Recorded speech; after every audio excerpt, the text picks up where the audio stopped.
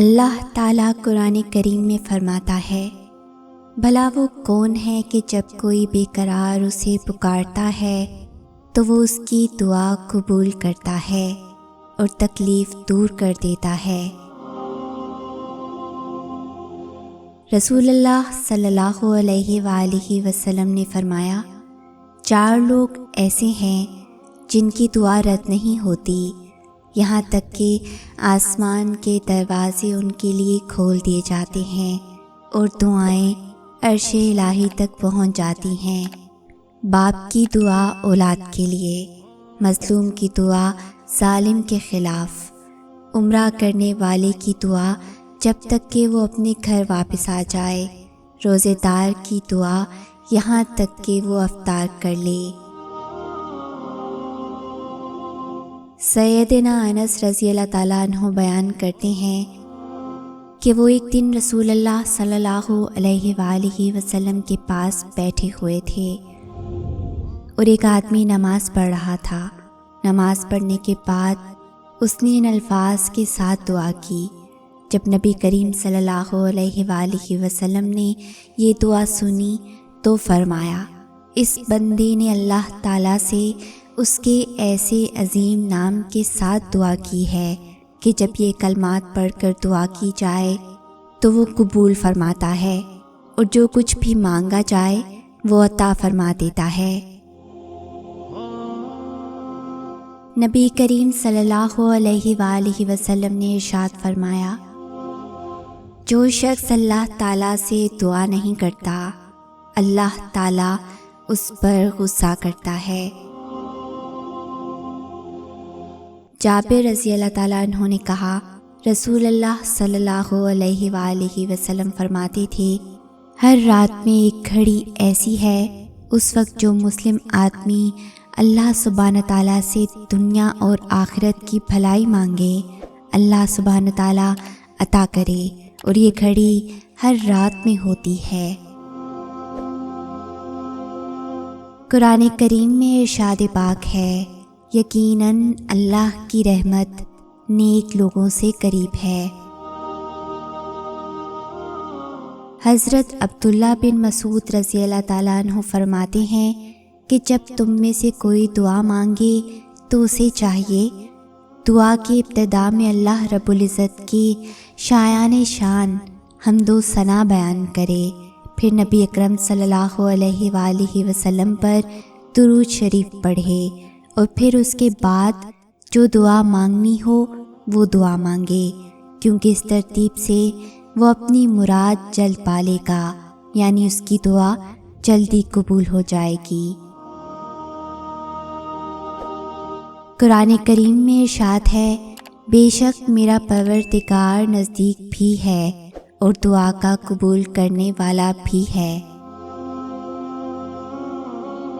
حضرت علی رضی اللہ تعالیٰ عنہ نے فرمایا، جو دعا قبولیت میں وقت لیتی ہے پھر وہ قبول ہو جانے پر وقت ہی بدل دیتی ہے۔ قرآن کریم میں ارشاد پاک ہے، پکارنے والا جب مجھے پکارتا ہے میں اس کی پکار سنتا اور جواب دیتا ہوں۔ اگر تہجد میں سورہ یاسین پڑھ کے دعا مانگی جائے تو وہ دعا بھی انشاءاللہ قبول ہوگی، کیونکہ ایسے 3 دل ملتے ہیں، رات کا دل، قرآن کا دل اور انسان کا دل، اور تینوں دلوں کا ملنا قبولیت کا سبب بنتا ہے انشاءاللہ۔ دعا جادو نہیں ہوتی جو فوراً اثر کر دے، دعا تو رابطہ ہوتا ہے بندے کا اپنے رب سے، رابطہ اور رابطہ مسلسل رکھا جاتا ہے امید کے ساتھ، بغیر مایوس ہوئے۔ تہجد کے نفل بڑے پیارے ہوتے ہیں، ادھر التجائیں ادھر قبولیت، ادھر سجدے ادھر معجزے۔ فرمان مصطفیٰ صلی اللہ علیہ وآلہ وسلم ہے، روزے دار کی دعا افطار کے وقت رد نہیں کی جاتی۔ رسول اللہ صلی اللہ علیہ وآلہ وسلم نے فرمایا کہ میری امت کا ایک شخص رات کے وقت بیدار ہو کر وضو کے لیے اپنے آپ کو تیار کرتا ہے، اس وقت اس پر کچھ گرہیں لگی ہوتی ہیں، چنانچہ وہ وضو کرتا ہے، جب وہ ہاتھ دھوتا ہے تو ایک گرہ کھل جاتی ہے، چہرہ دھوتا ہے تو ایک اور گرہ کھل جاتی ہے، سر کا مسح کرتا ہے تو ایک اور گرہ کھل جاتی ہے، جب پاؤں دھوتا ہے تو ایک اور گرہ کھل جاتی ہے، اور اللہ تعالیٰ ان لوگوں سے فرماتا ہے جو نظر نہیں آتے کہ میرے اس بندے کو دیکھو جس نے اپنے نفس کے ساتھ مقابلہ کیا، میرا یہ بندہ مجھ سے جو مانگے گا وہ اسے ملے گا۔ یہ بھی کسی معجزے سے کم نہیں کہ رات کی تاریکی میں اپنے نرم بستر سے اٹھ کر جب ساری دنیا سو رہی ہوتی ہے اور تم جاگ کر تہجد کی نماز پڑھتے ہو، اللہ سے لاڈیاں کرتے ہو، کچھ آنسو گراتے ہو، کچھ دعائیں کرتے ہو، اللہ کی بندگی تاریک رات اور تاریک کمرے میں کرتے ہو، تو ایسا ہو سکتا ہے کہ اللہ تمہاری دعا رد کرے؟ دعا کبھی رد نہیں ہوتی، بلکہ وہ اللہ کے ہاں ذخیرہ رہتی ہے اور بہترین وقت پر قبول ہوتی ہے۔ فرمان مصطفیٰ صلی اللہ علیہ وآلہ وسلم ہے، رمضان میں ذکر اللہ کرنے والوں کو بخش دیا جاتا ہے، اور اس مہینے میں اللہ تعالیٰ سے مانگنے والا محروم نہیں رہتا۔ حضرت علی رضی اللہ تعالیٰ عنہ نے فرمایا، لا حاصل کو اگر پانا چاہتے ہو تو تہجد پڑھا کرو، کیونکہ جو نصیب میں نہ ہو اسے تہجد کی دعائیں مقدر میں لے آتی ہیں۔ اپنے رب پر یقین رکھو، زیادہ سوچنا انسان کو ختم کر دیتا ہے، بس دعا کرو اور سب کچھ اپنے رب العالمین پر چھوڑ دو۔ جو اتنی بڑی کائنات کو رنگوں سے بھر سکتا ہے، تو کیا اسے تم نظر نہیں آتے؟ کیا اسے تمہاری بے بسی نظر نہیں آتی؟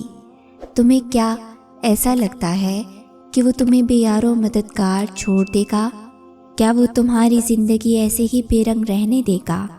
بس اپنے رب العالمین پر یقین رکھو، بلکہ یقین کامل رکھو، انشاءاللہ وہ تمہاری زندگی بھی تمہارے پسندیدہ رنگوں سے بھر دے گا، وہ تمہاری ہر دعا پر کن فرما دے گا انشاءاللہ۔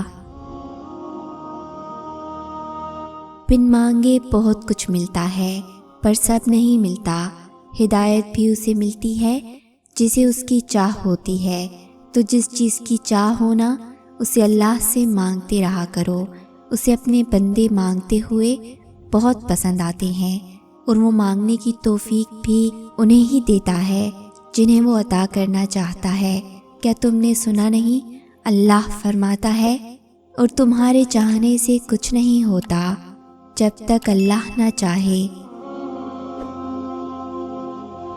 فرمان مصطفیٰ صلی اللہ علیہ وآلہ وسلم ہے، روزے دار کا سونا عبادت، اور اس کی خاموشی تسبیح کرنا، اور اس کی دعا قبول اور اس کا عمل مقبول ہوتا ہے۔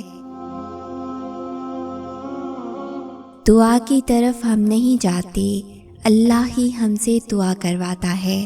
اگر اللہ نے دل میں کسی چیز کی خواہش ڈالی ہے اور لب پر اس چیز کے لیے دعائیں لائی ہیں، تو سمجھ جائیں وہ چیز آپ کے لیے ہی بنی ہے۔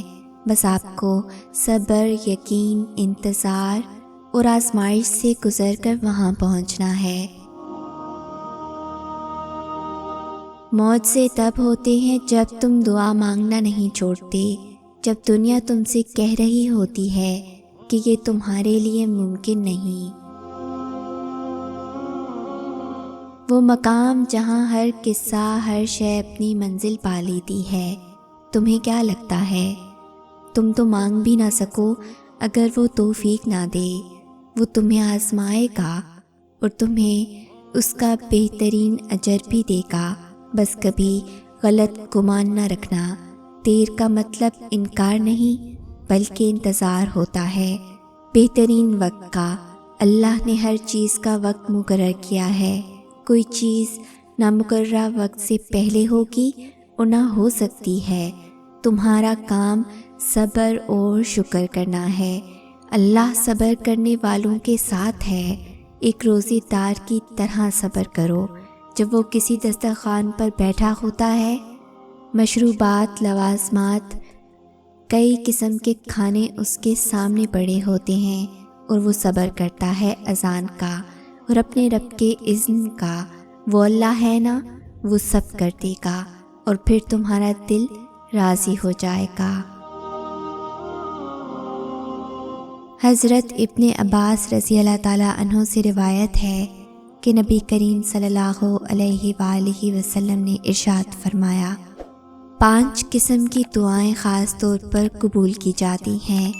مظلوم کی دعا جب تک وہ بدلہ نہ لے لے، حج کرنے والے کی دعا جب تک وہ لوٹ نہ آئے، مجاہد کی دعا جب تک وہ واپس نہ آئے، بیمار کی دعا جب تک وہ صحت یاب نہ ہو، اور ایک بھائی کی دوسرے بھائی کے لیے پیٹھ پیچھے دعا۔ نبی کریم صلی اللہ علیہ وآلہ وسلم نے فرمایا، اور ان دعاؤں میں سب سے جلدی قبول ہونے والی وہ دعا ہے جو اپنے بھائی کے لیے اس کے پیٹھ پیچھے کی جائے۔ حضرت علی رضی اللہ تعالیٰ عنہ فرماتے ہیں، ہمیشہ دعا مانگتے رہا کرو، کیونکہ دعا کبھی رد نہیں ہوتی، یا تو قبول ہوتی ہے یا آخرت کے لیے ذخیرہ ہو جاتی ہے یا مصیبت کو ٹال دیتی ہے۔ حضرت علی رضی اللہ تعالیٰ عنہ کا فرمان پاک ہے، کبھی تم دوسروں کے لیے دل سے دعا مانگ کر تو دیکھو، تمہیں اپنے لیے دعا مانگنے کی ضرورت ہی نہیں پڑے گی۔ حضرت ابو امامہ رضی اللہ تعالیٰ عنہ فرماتے ہیں، میں نے خود حضور صلی اللہ علیہ وآلہ وسلم کو فرماتے ہوئے سنا کہ جو شخص رات کو باوضو اپنے بستر پر سونے کے لیے جائے اور وہ اللہ تعالیٰ کا ذکر یعنی قرآن آیات، صورتیں، تسبیح، وظائف وغیرہ کرتے کرتے سو جائے اور پھر رات میں کسی وقت بھی اپنی کروٹ بدلتے ہوئے اللہ تعالیٰ سے دنیا و آخرت کی جو بھی دعا مانگے گا تو اللہ تعالیٰ وہ خیر اسے عطا فرما دے گا۔ اس کے علاوہ بعض ایسی روایات بھی ہیں جن میں باوضو سونے کی قید نہیں ہے، بغیر وضو بھی تلاوت، ذکر، تسبیحات، وظائف وغیرہ پڑھتے ہوئے سو جائے اور رات آنکھ کھل جائے یا کروٹ بدلتے وقت جتنی مرتبہ جو دعا مانگی جائے گی وہ سب انشاءاللہ مستجاب ہوگی۔ حضرت ام سلیم رضی اللہ تعالیٰ عنہا نبی کریم صلی اللہ علیہ وآلہ وسلم کی خدمت اقدس میں حاضر ہوئیں اور عرض کیا، یا رسول اللہ، مجھے ایسے کلمات سکھا دیں جن کے ذریعے میں اللہ سے دعا مانگا کروں۔ آپ صلی اللہ علیہ وآلہ وسلم نے ارشاد فرمایا، 10 مرتبہ سبحان اللہ اور 10 مرتبہ الحمدللہ اور 10 مرتبہ اللہ اکبر پڑھو اور پھر اللہ سے اپنی ضرورت کا سوال کرو تو اللہ تعالیٰ جواب میں ارشاد فرماتے ہیں، میں نے تمہارا کام کر دیا، میں نے تمہارا کام کر دیا۔ اکثر دعا میں آنکھ سے آنسو بہہ رہے ہوتے ہیں اور زبان کی بجائے دل بول رہا ہوتا ہے۔ ایسی کیفیت میں دعائیں قبولیت کے قریب ہوتی ہیں اور اللہ ان کی نعمت سے نواز دیتا ہے۔ رسول اللہ صلی اللہ علیہ وآلہ وسلم کا فرمان ہے، مچھلی والے حضرت یونس علیہ السلام نے مچھلی کے پیٹ میں یہ دعا کی تھی، تیرے سوا کوئی عبادت کے لائق نہیں ہے، یقیناً میں ہی ظالم ہوں۔ کوئی شخص جب بھی کسی چیز کے بارے میں یہ دعا کرتا ہے تو اللہ اس کی دعا کو ضرور قبول فرماتے ہیں۔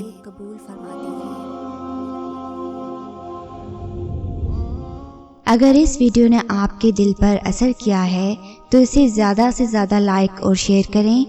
شان سے جئیں اور اپنوں کا مان رکھیں۔ انٹل نیکسٹ ٹائم، اللہ حافظ۔